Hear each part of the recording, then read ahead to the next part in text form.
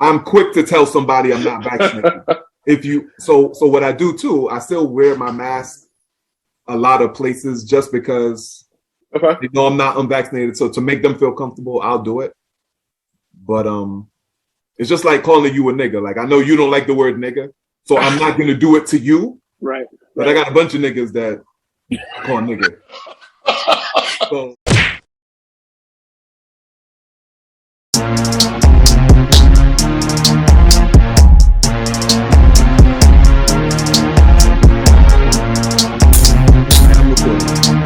I peeked that for a little bit. I didn't watch the whole thing. yeah, so it was just basically the style of it. I'm pretty sure that Mike Tyson had topics And in they his just kind mind of as far talk. as what he wanted to touch upon. Yeah. But it felt like he was just having a conversation and they were just talking about anything. But I'm pretty sure it's got to be structured a little bit. It can't just be Oh. any old thing. You know what I'm saying? No, I agree. I think they have the gift of having a set plan, I'm sure, but making it flow in an organic way that the listener has no idea that this was planned. I think all the great sort of like disc jockeys, like if you or your talk show hosts, like have that gift, right? It's like because you want people to think like you're winging it, but like those people that actually are doing it actually have a true like business plan, have a plan Right. of what they want to talk about, agonize over it, but have a delivery in a way that makes you feel like you're in the room with them. It was all organic and like, wow, what just happened? That was a cool conversation. Yeah. And it has that feeling that it's spontaneous, Yeah. but in a way that it's planned. I think, yeah, I mean that's a gift for sure. And that's something that practice. Right. A gift a little bit, but more practice, I think. I think practice for sure. I think, the folks that you think about have been doing it, for a long time. And it might just be people that are just really cool too. And they have like a lot of really like cool stories to tell, right. Especially if you're like an athlete or like a musician, like people can sit around and just listen to those stories all day. Thanks. You know what I'm saying? So, and it just kind of flows, I'm pretty bored in my old age these days. You know what I'm saying? It's a different thing. I mean, it's not like back when we was in college, right?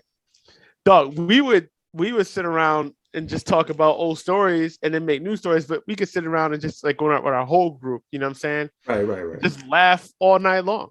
We can still do that with the same stories over and over. With the same stories. But you know what? I think every time we tell the stories, something new will pop up that somebody didn't know. They'd be like, hold on, that happened? And I'm like, yeah. Well, I think there's a little bit of a Paul Bunyan-esque thing to it, but that's the part of it as well. Like there's always like that little adding or embellishment, right? The Paul Bunyan story that makes it funny. Yeah. Thinking about back in the days, and you know what I mean, when there was, like, we watched basketball we played. I'm just thinking about it now, like as far as like the free time that we had. Think about when we was in college, back when we were just going to class. We had like about our classes, of course, we would do, but think about like the free downtime that we had. So much. Matt, like, think about like Dwayne. It would be like 4 to like 9. We'd just be at the gym, just playing basketball. Yeah. Right. Just all night, sitting around, laughing, joking. Just had that time. Do homework about 8, 9 o'clock at night. Oh yeah. You know what I'm saying? And then just kind of chill in the room, play some music, hang out, whatever. But it was like, those days are long.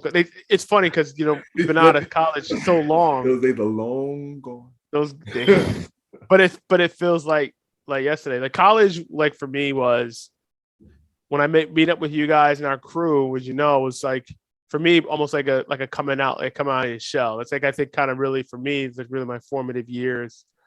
I don't know what the experience was for you, but coming out of Coventry High.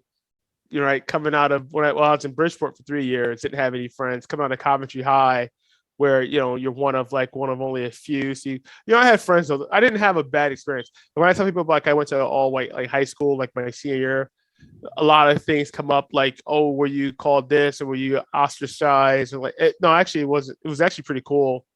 Those kids for the most part were really cool. So I didn't have a bad experience, but no lasting friendships like that really, right? So.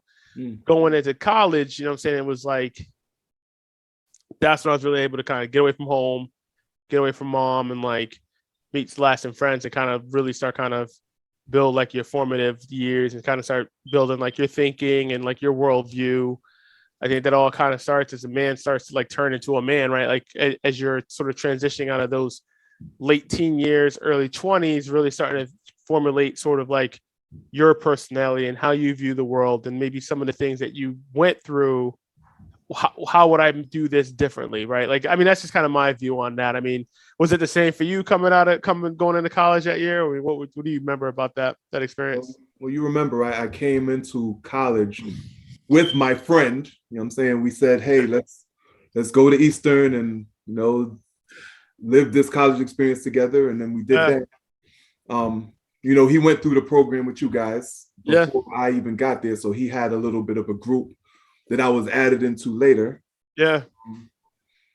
But yeah, meeting up with you guys, man, you guys are my first real group of friends. Right. You know what I'm saying? Just like you said in high school, I had friends here and there, but it wasn't like no real big group. I had the other friend, I had Dervil. Remember Dervil? Yeah, I do remember Dervil. It was Dervil on one end who was always playing video games.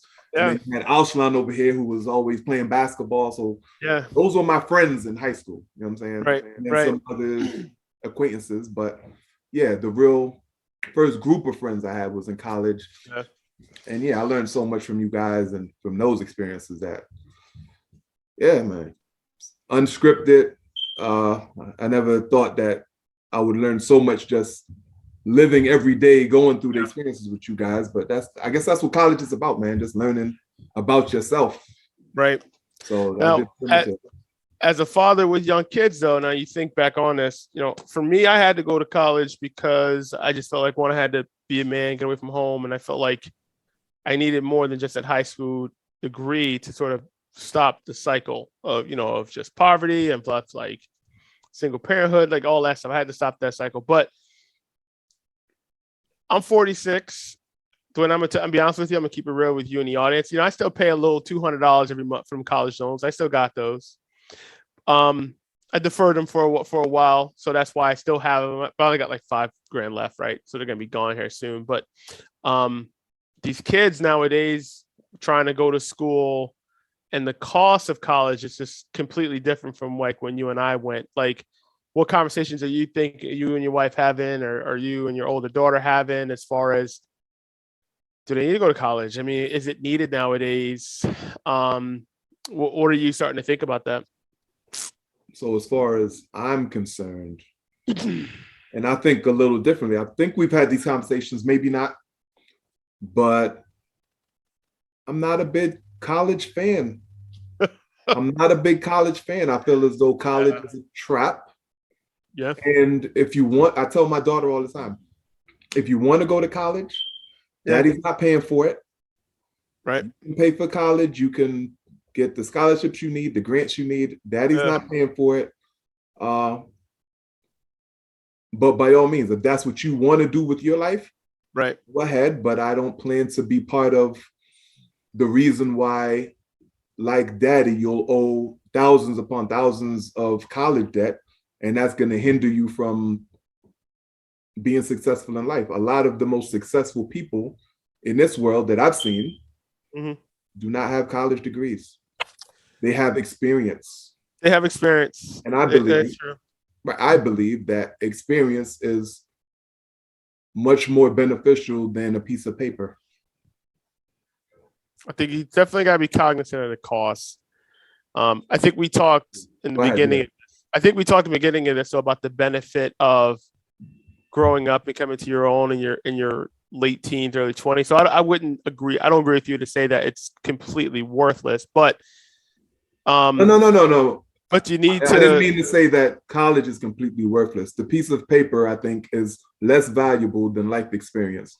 The journey of college and the relationships that you build, that is something to be, had going to college. But as far as a piece of paper, as opposed to the life experience, I believe that the life experience will be more beneficial. Do you think, though, it also matters to like what your kid wants to do for a living? Some of these jobs, though, Dwayne, they got to have that piece of paper, depending on what they want to do, depending on what they feel like they will derive happiness out of as an older person, but also be able to sustain and make money, right? To sustain a lifestyle that maybe they want to have. So as you had those conversations and you're saying daddy's not paying for it, college is for everyone, it's a piece of paper, are you also maybe having those conversations about like, what do you do? What do you plan on doing to make money to sustain yourself at the same time, and do those sort of what they want to do, and also college, do those sort of things intersect with each other, or do they not? Like, you know what I mean? What I'm asking? Yeah. So I would say there are a handful of occupations that definitely need a college degree. You don't want to go to somebody that doesn't have a college degree to replace your broken leg. You want somebody that probably went to school, has formal training with that, and can do that. Or you don't want somebody defending you in a murder trial, going through law school. And you went right to murder. Yeah, that's funny. You did it. You went right. I don't want somebody's cousin that is a real good talker. Right. That says, yeah, I'm ready to defend you. And you won't need a lawyer to help you from stealing something. You just went right to need a lawyer for murder. That's pretty. Oh yeah, it's got to be murder. Stealing, I can call my boy for that. That's okay. All right, I'm listening. Or yeah. Certain things are going to need degrees. But what I'm doing is instilling an entrepreneurial spirit. Okay. So if they want to do that, then that's fine. I will help them in whatever they want to achieve. Right. For the most part, though, I will always say experience will trump that piece of paper. Yeah. No, yeah. What's the conversations that you're having with your kids about? So it's more traditional. No, it's. Oh, I don't know what you mean by that, but I will say, my daughter now, like your daughter, she's in 8th grade. Your daughter's a year older than mine, probably 2, right? So I'm going. So this is high school next year for the first time, right? My daughter's in 10th grade now. Right, 10th grade. So you're getting a little closer. Charlie's going to be an 8th grader next year, or excuse me, 9th grader next year, and college is for like I said, for me and from my life experience, as I said before, college has been pretty instrumental for me to sort of kind of break that cycle that we talked about. Mm-hmm. But my childhood and my traumas and all the things that I dealt with as a child coming up is not Charlie's experience. You know what I mean? Like, right. Man, my wife and I talk all the time, like, and Inez and even herself growing up wasn't all peaches either, right? But so like, I'm not to tell you that we're like rich like that, but like we're comfortable, like whatever. And so like our kids just have a completely different experience. And my wife and I joke all the time, our kids would not survive like the lifestyle. Like I had to switch my son with like me back then, right? Like living like in that, like it wouldn't survive. Right. But it's different. But I think that's progress. I look at that as that's progress, that's growth. So to the college thing and to your point, yeah, I mean, there might have to take some loans out. I mean, there might have to be some sacrifice on it. That's a nice part. It's funny that you said, and I am in the same boat. It's like, well, I can't really help you with school. And that's kind of sad. Think about all the kids that have generational wealth whose family is able to provide in a way that when they come out of college, they don't have the burden of college loans. Think about all the young kids now coming out of school that maybe have those loans. And I think a lot of more kids have loans than don't, right? Coming out of school and, they're paying $500-$600 a month on these college loans. Like, how do you buy a house, Dwayne? How do you get married? How do you have children? How do you like replenish the humans that we need to continue this economy going? Like, how does a young person do that? That's heavy. I think that's bad. It's very difficult. There's a bunch of, if you even YouTube it, there's a bunch of documentaries explaining that just the debt from college. You can grow up and want to be a doctor, go to college, come out of college with tremendous debt. You're still making a lot of money, but you're still paying thousands upon thousands of dollars just to pay for all of the years of schooling that you've had. You still are struggling, just like somebody that has a regular job and went to regular college. You know, it's like a traffic. Now, there's a lot of people just in politics, right? I know you don't really follow it much. There's a lot of like what you would call like Democratic senators that are calling on Joe Biden to just wipe the slate clean. Cancel it. Do you think that's fair to people that paid their loans already, or who chose to maybe not, to work their way through college and maybe not have as much fun, only to then see folks that did all the fun stuff and then get their debt cleaned away? Like, do you think that's fair in and of itself? No. See, I don't know about that. I go back and forth on it and be like, it's not fair, but it should happen. Life's not fair. Like, what does that mean? Like, life's not fair. I mean, it's not fair. Some people had to go through college, pay back their loans, and do it the hard way. And then you're going to say, okay, somebody else goes through that same thing, and then all of a sudden their debt is wiped clean, and now they can live the life that they dreamed about. It's not fair. I think it's for the good society. It's for the best, of course. I think it's for the good for society. I mean, if our younger people are able to spend more, like, but you gotta understand, I don't want to put on my tinfoil hat. Just say it. Well, I don't want to put my tinfoil hat, but listen, there is pressure in the United States right now with inflation. As you know, I think we're all feeling it. The gas pump, we're feeling it. At the supermarket. There's pressure on Biden to not cancel student debt. And I'm going to tell you why. If people have more money to spend in the marketplace and not just paying down their debt, there's many that think that would increase inflation. How do you reduce inflation? You raise interest rates and you keep poor people poor.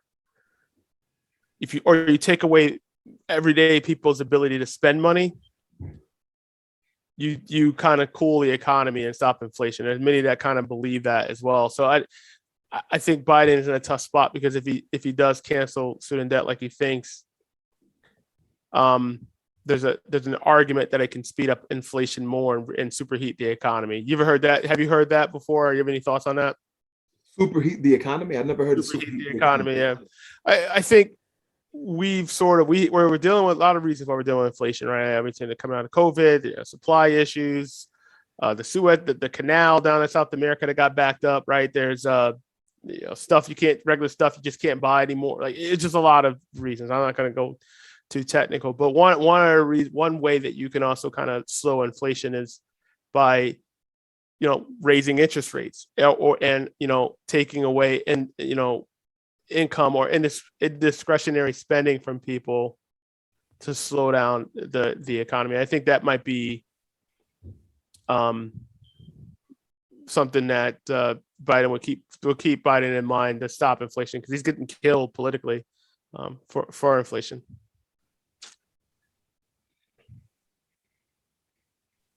Cancel all student debt. Yep, I agree. Give people a chance to live their life. And if they want to get back in that, they can. But I feel as though prices will raise, but people will spend more money. People spend more money, yeah. Spend more money because they will. But that'll, again, that may cause more inflation. It will. Yeah.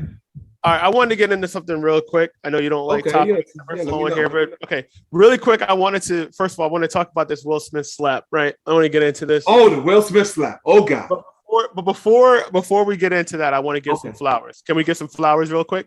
Yeah, definitely. All right, so I want to salute Questlove, who got his Oscar last night. What I'm saying? Do You Want More? 1995, part of the soundtrack of my life. We were talking about college earlier. You talk about the formative years. Music shapes a lot of that. So, definitely salute to you. So I want to salute D Nice. You know what I'm saying? He did Quarantine Radio. My wife is a huge fan. He was out there in the Oscars doing his thing. I'm scratching it up. So I want to salute him. Beyonce, salute her. Beautiful opening to the Oscars. I don't know if you watched the Oscars. I watched the Oscars. The only reason I knew the Oscars were on last night, was because Will Smith slapped Okay, we're gonna get to that. So I watched Inez and I watched like the first half hour. I'm not gonna tell you I watched the whole thing. We watched like the first half hour. Beyonce's opening thing was incredible. Okay. I want to, that was amazing. I want to shout out this young lady by the name of Ariana DeBose. You never heard of her, but she was an Afro Latina. She won an Oscar last night for supporting actress. Now here is a sad but true fact, fun fact, sad fact. There's been about 3 Latinos that have won the Oscar for acting in any form in the whole history of the Oscars. And 2 times, Rita Moreno, 60 years ago, and Ariana DeBose got it for playing the same character, her Anita in West Side Story. But there's only been like 3. So not good, but salute to her. Will Packer, also want to give him his flowers. He was the producer, Will Packer Productions, as you know what I'm saying, wears the fedora. The brothers got his music production company. He produced it. So definitely a lot of folks that deserve their flowers. Then we're about to get into the slap heard round the world. Lord. Jada, I love you. G.I. Jane 2, can't wait to see it. All right?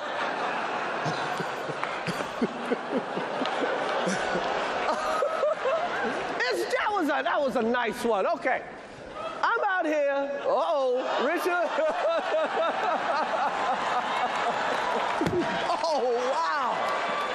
Wow. Will Smith just smacked the shit out of me. Keep my wife's name out your fucking mouth. Wow, dude. Yes. It was a G.I. Jane joke. Keep my wife's name out your fucking mouth. I'm going to, okay? Okay. That was a greatest night in the history of television. Okay. Yes. What would you have done, bro? Like, as a man. So am I Will Smith or am I Chris Rock? You're Chris Rock. A man comes up to you and slaps you in the face, bro, in front of millions. What do you do? First of all, I want to shout out to you, Chris Rock. You'll never hear this, but if you ever hear this, I just want to tell you, man, salute to you. You're a great example. Well, jeez. Dwayne, listen. Wait, not only did he slap him, first of all, we can get on that machismo shit if we want, right? We brother, ain't no brother. First of all, our brothers ain't just smacking me, dog. You know what I mean? Get out of here with that bullshit. But not only did he smack him, he gave him his back right after. Like, think about that for a minute. You're gonna come smack me and then give me your back like I'm just some complete lame that you are not afraid of at all.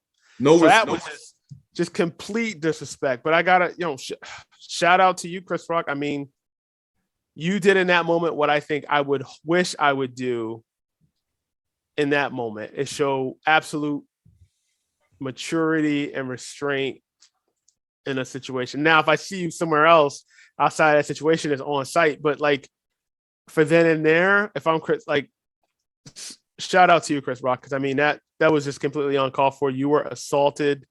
You chose not to press charges, so you stood up. You know what I mean, like a man. Like, I mean, I don't know if I'd have to be put in that situation to see how I would react, Wayne. I would hope that I would react like Chris Rock did. So you're saluting his professionalism and restraint. His restraint, yes, absolutely. First of all,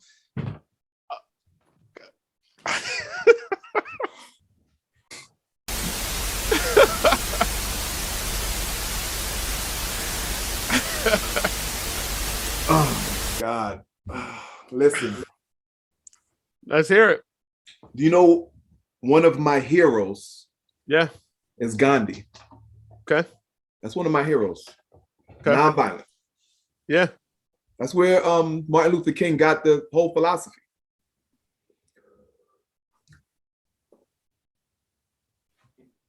I, as a man, would have to defend myself.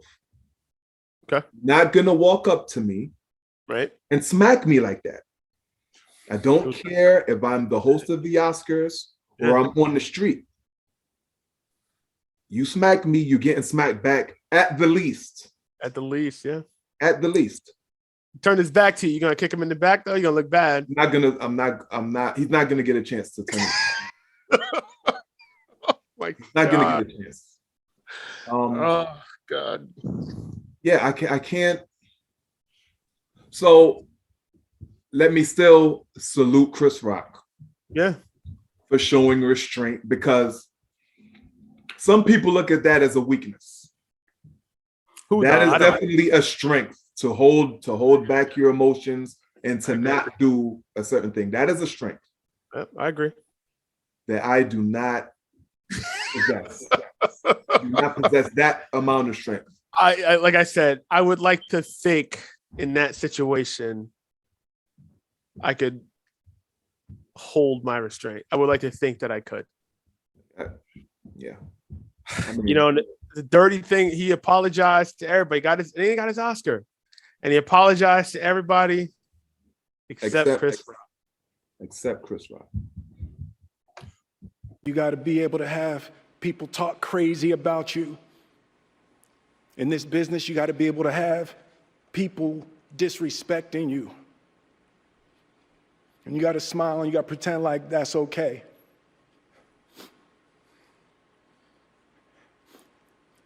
But Richard Williams, and what I loved, thank you, D.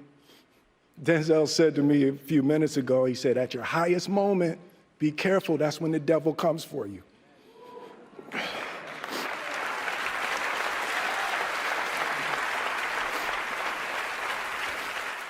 Do you think, do you, in your opinion, in your humble opinion, do you think that Will Smith was justified in any extent in his actions? So I talked to my wife about this. You know, he was not justified. And I can make the argument that that slap of Chris Rock wasn't protecting his wife as he said it was. It was for his own ego. Remember, at the beginning of that show, first of all, he's already had to deal with the memes, the crying meme. And if you are one that sort of puts your relation, first of all, and does not have a, you know, we're not celebrities first and foremost, right? But like, we have this rule in our marriage that, you know, our marriage is ours. And, you know, I can tell you that there's been ups and I can tell you that there's been downs, but I would tell you that all of the details of that are between Inez and I. Right. When you're famous and you put yourself out there, you come to the Red Table Talk and you want to talk about like all of your intimate details. I do think then you cannot necessarily, if you're putting out there for public consumption, you have to take the good and the bad. And necessarily can't necessarily like get mad at anyone because you put that out there for public consumption. And then with that comes good and with that comes bad. Now, the comment wasn't necessarily about entanglements or anything like that. It was about her appearance, like, and I guess her alopecia, her hair. And he boisterously. I also want to clear that up. Some people at work, were saying that she had cancer. She does not have cancer. She does not have cancer. Right, like you said, it's she has a hair condition. She's completely healthy. She just got a hair follicle issue. Well, and she looks great. She pulls it off amazing. She looked great with the bald head. I mean, so it's not about a luck thing, but like he's the funny thing about that too, Dwayne. He ha ha the whole time. Yeah. Jada give him a look like, yo, Tupac wouldn't he ha at that. Tupac wouldn't have laughed at that. And next thing you know, he got mad. So I guess I would need to know, like, I wonder if Jada was mortified too. Think about it. It's not like he's at the Oscars, but that's like his place of work, right? That's his coworkers, that's his place of work, his peers, his coworkers, but that's also Jada's peers. After that show, don't tell me she's not out there politicking, hitting it, you know, talking with producers, talking with directors, trying to get her stuff on too. That's her place of work. That's her job. You go to your wife's job and smack up one of her coworkers for talking sideways to your wife. I mean, what would she think about that? I don't know. I mean, I'm asking. Is that a real question? Yeah, it's a real question. You go to your wife's job. You go to your wife's job and smack up one of her coworkers for what you perceive to be a slight. How do you think that would go over? Honestly. that wouldn't go over well. So it would have to be the context of everything. So you don't know. Sure. I heard something about 2016. He was making jokes before, and they wanted to boycott the Oscars. And maybe it's some stuff boiling over. Oh, you keep talking about my wife. Now I'm gonna have to do something about it. Yeah. It was in 16. He said something to the point. I heard the clip. Only reason I know is I heard the clip earlier.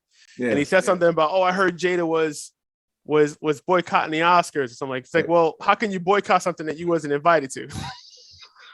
Which is funny. Yo, listen. It's funny. Yo. And you got it.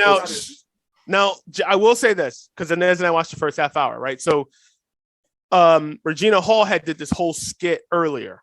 And she's like, oh, we got to do this COVID check. And she's pulling up just random, what you think are random guys. But what she did, she's pulled up, because she had made this joke earlier that she's single. So then now, as the show comes along, she's pulling up just men from the crush. She pulled up like Tyler Perry. She pulled up the guy from Dune, the lead guy. She pulled out a couple people, and she was like, oh, I got to take these men to the back to just do, some COVID checks. And then she said something, well, hey, Jada, if it's she says something, she says something to Jada in regards to potentially taking Will backstage as well. Jada said it was okay, something like that, like a joke. She probably was feeling a little salty from that. Then come Chris Rock, and that's part I didn't watch. He's doing his bit. He's making fun of Javier Bardem.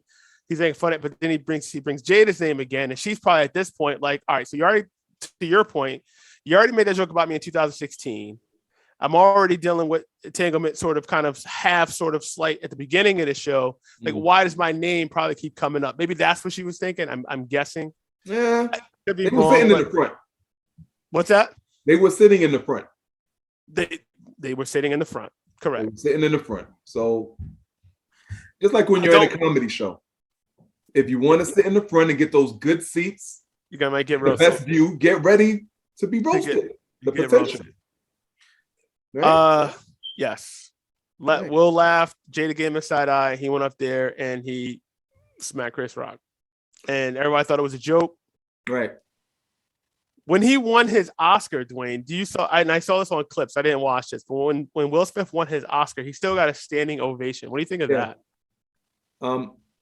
Yeah, hopefully I can do my editing magic and put a clip of that sound in here. I'll let you guys listen to that. But and the Oscar goes to Will Smith.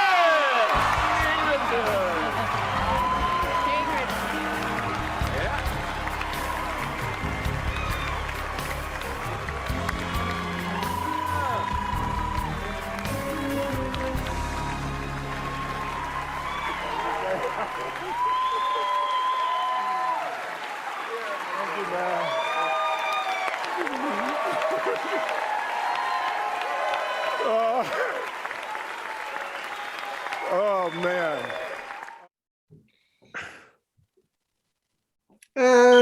Didn't buy it. He probably was like, oh shit, what did I do? Yeah. How am I gonna clean this up? I'm about to get my Oscar. Like, we fucked up. What would you have done in your situation? You're Will Smith. Who am I? You're Will Smith. I'm Will Smith now. Okay. Now you're Will Smith. I'm Will Smith. Your wife is right there, and this comedian's up there telling these jokes. Yep. And your wife's kind of not feeling great about it. Yeah. How do you react in that situation? If I wanted to be extreme about it. Yeah. Which, me personally, I'm not extreme. I'm gonna talk to you offset. I'm not. Okay. Wrong. But if I wanted to be extreme about it, yeah, I would walk up on stage. Go full Kanye. Dwayne. Walk straight up to him. Yep. And tell him. Yeah. That shit is not cool. I remember the shit you did last time. If you do that shit again, I'm gonna smack you in front of all these people. So he gets the warning. Off.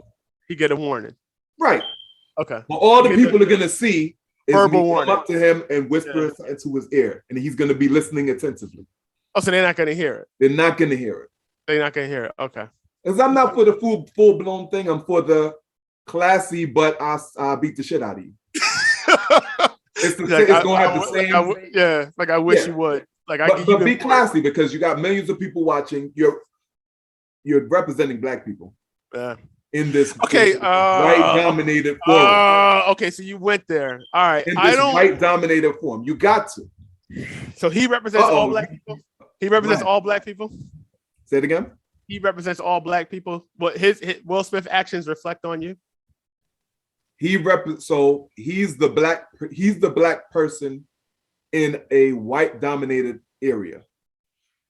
So does he represent black people? Yes. All black people, of course not, but he's the black representation in that area.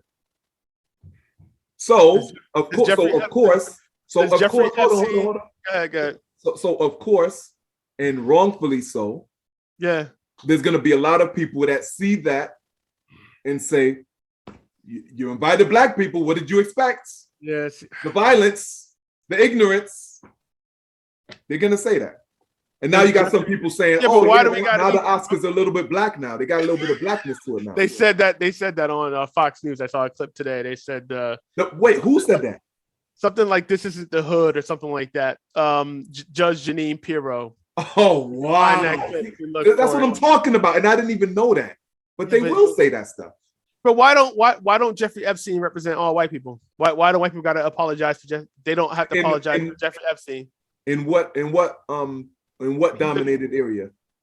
In the world in general. In the world, right? Well, he is being judged in the world. On his individual actions, though, correct? Yeah. What Jeffrey Epstein doesn't reflect on like the average white dude that's just going to work. So I would say it would have to depend on the area that you're in. So in the world, he's looked at as a bad person, a bad individual. Exactly. Evil individual. Correct. And Will Smith, is he looked at as a bad individual? It depends. So to some people who want to look at him like that, whether it be black or white or whatever color, he's going to be looked at as your stereotypical angry black man who can't control his anger. Somebody says something to him, he'll deal with it in violence. Yeah, but that's not even stereotypical of black men. I'm just saying we need to change that. We need to change that narrative. Look at us like that. We're intimidating. It don't matter if you have that same smile that you have right there, John. Show it again. Show it with the teeth. There we go. It don't matter if you do that. They will still. If I come at him the wrong way, he gonna smack the shit out of me. Let me watch out. We don't know what's inside there. Some people think like that. There was this movie. Yeah, but how much how much of that? So let's say that's true or not. It probably is true. I'm not going to play complete ignorant here, right? Yeah, and it's not like I know that it is. That's just my opinion. I do not know. There was this movie, Ghostbusters 2, right? And the ooze was under New York, and everybody, the Vigo was in the painting, right? And everybody was getting real angry. That was a good movie. Great movie, great soundtrack too, right? No, that was the first one. The Keymaster and all that. This is Vigo. Part 2 was Vigo. Vigo was in the second one. Vigo was in the second one. The Gatekeeper and the something else master. Was there a Gatekeeper? Peter McNichol was. It was the little Rick Moranis. And Sigourney Weaver and Vigo. That's the first one. No, that was Gozer. Oh, all right. You got to get your nerd game up there. That was Gozer, the Gazarian. All right, I'll look at that. No, but the second one was Vigo. All right. And remember, it was under New York City, and the ooze is making everybody so pissed off.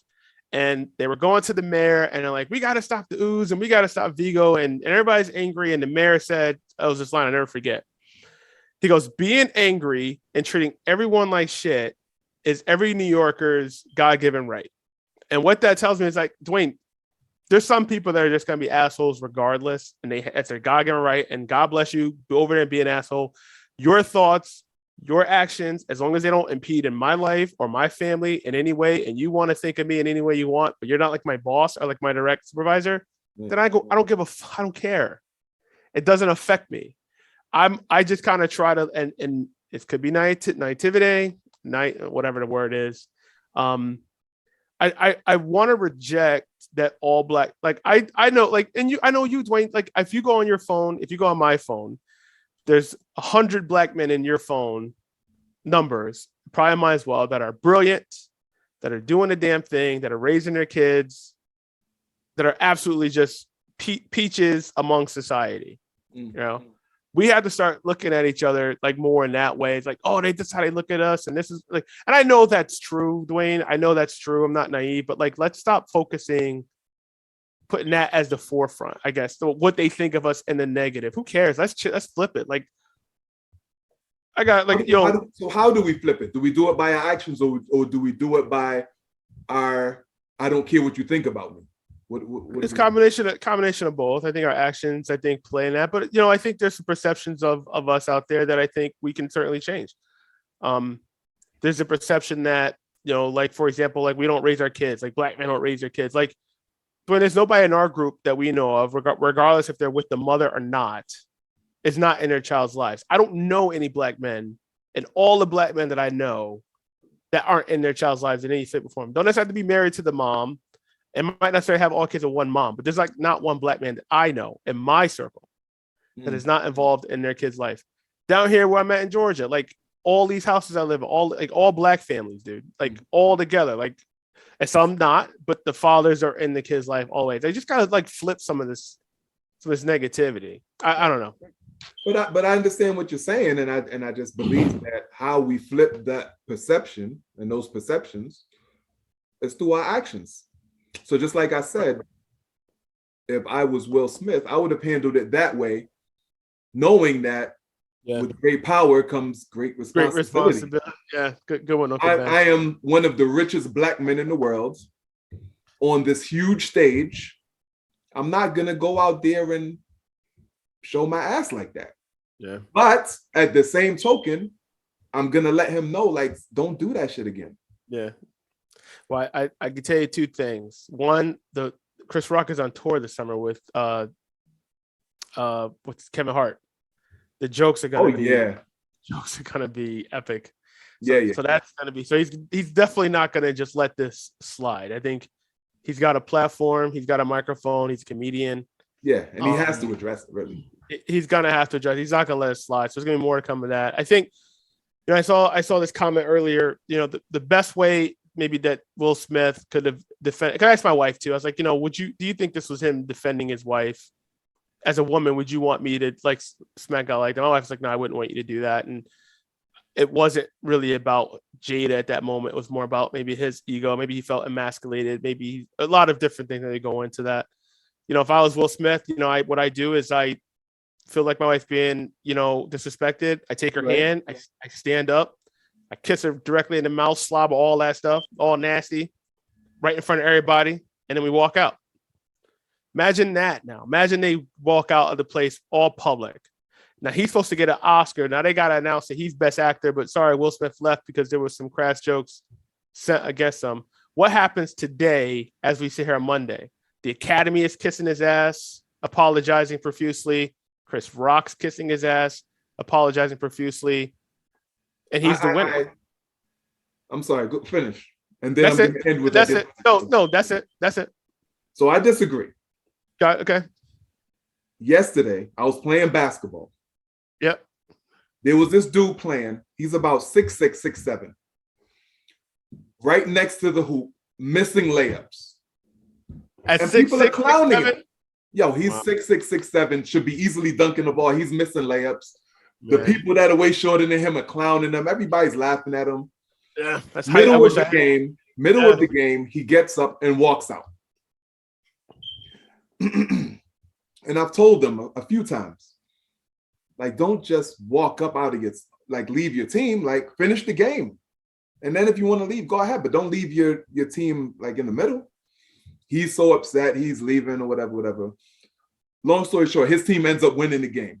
And then he starts talking again. And I'm like, bro, you can't say one word, bro. You left your team. Oh, he left. He didn't leave the gym. He just left the game. He left the game and sat on the sideline. And sat down. Okay, yeah. That's because he was upset that people were on the other team were like, oh, you're making stupid like fake foul calls and nobody touched you. You're just missing layups by yourself. Yeah.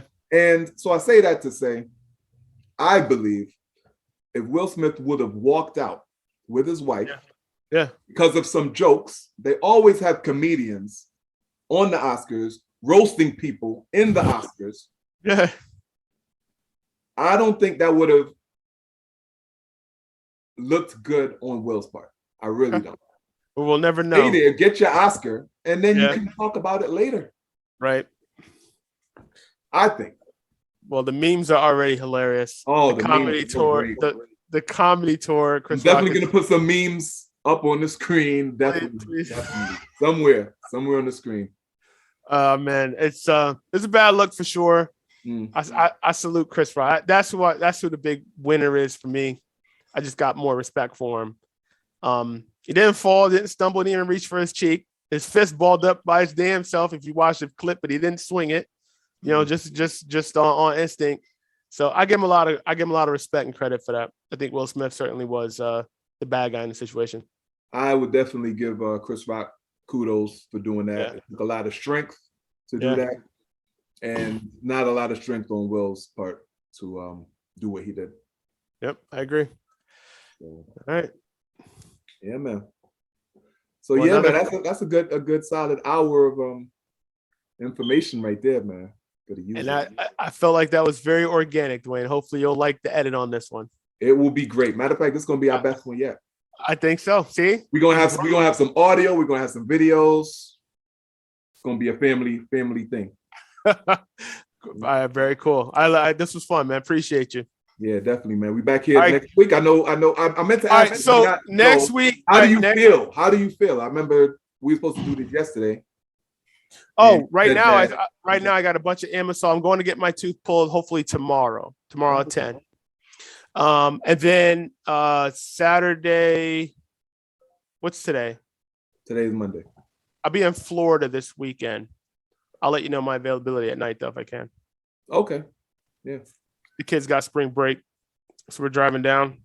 All right. Sounds good, man. Have fun, buddy. All right, brother. Orlando. I'm going to go to Disney on Sunday. Sounds Star good. Wars, all the geeky stuff. You know how that goes. All right. I like all that geeky stuff. I'm an old kid. Who doesn't? Yeah, I know. Yeah. All right, my brother, get this edited, get it over to me so I can flip it over to people as well. I'm trying to build our views. You see, the last one's got like 100 views, right? Wait, hang on, let me see. Yeah, right. You're a lie. Last time I checked, it said like 29 views, bro. Okay, it was more than that last I checked. Hang on. And you're gonna change the name in all of them, or no? You're just gonna leave them. I'm gonna leave the ones that are done, and I'm gonna change the name to Chess Moves. New name is Chess Moves Podcast. All right, so the first. Okay, sorry, I lied. 35 views. Shit. 35 views. We're stepping it up. Well, I'm probably like 5 of them. I'm gonna send it to my family and stuff to get our views up. Yeah, but you know what I wanted to? The goal that I wanted to have is for every video that we come out with to double. So if we have 3 videos, I want to have 6 subscribers. Okay. 4 videos, 8 subscribers. Right. 10 videos, 20 subscribers. So that steady build. I got you. Yeah. I really think that's a doable thing. You know? We'll see. I'm gonna send it to my dad. I'm sending all my siblings and stuff, see if they get some views in there. I send it to the net. She watches them. So all right. Appreciate you, man. I'm gonna go eat. Appreciate you, brother. Talk to you, man. Later. All right. Peace. Love you. Peace, man.